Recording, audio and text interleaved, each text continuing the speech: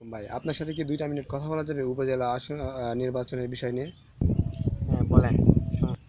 ভাই বিএনপি তো এখানে ভোট বর্জন করেছে, তো এই বিষয় নিয়ে আপনি কি বলতে চাচ্ছেন? গত নির্বাচনগুলো যেভাবে হয়ে গেছে আমরা দেখেছি 2018, 2024 এই নির্বাচনগুলো কিন্তু সুষ্ঠু হয়নি। এই মতে আমি বলবো যে এই উপজেলা নির্বাচনে যে সাধারণ জনগণ ভোট বর্জন করাটাই ভালো আমার মতে। তো আপনি জনগণের মানে আপনি কি বলতে চাচ্ছেন যে ভোট যে বিএনপি বর্জন করেছে এটা কি ঠিক নাকি ভুল করেছে তারা? এই বিষয়ে একটু কিছু বলেন। আমি মনে করব বিএনপি যে ভোট বর্জন করেছে, আরও অন্যান্য রাজনৈতিক দল আছে, জামাত, আরও বাংলাদেশে অনেক রাজনৈতিক দল আছে, ওরা ভোট বর্জন করেছে। আমার মতে তারা ঠিক করেছে, কারণ এই সরকারের অধীনে কোনো ভোট সুষ্ঠু হয়নি বা হবেও না।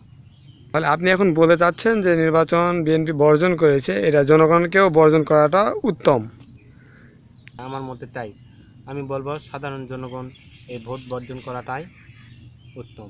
ভোট সুষ্ঠু হবে না, ওরা বিনা ভোটে চেয়ারম্যান হয়ে যাবে। তো আপনাকে ধন্যবাদ। তো আরেকটা কথা বলে যাচ্ছি, সেটা হচ্ছে আপনি কি জনগণের বিষয়ে মানে এই নির্বাচন বা আসন্ন সংসদ নির্বাচনের বিষয় নিয়ে আপনি কি কিছু বলে যাচ্ছেন? রেডি।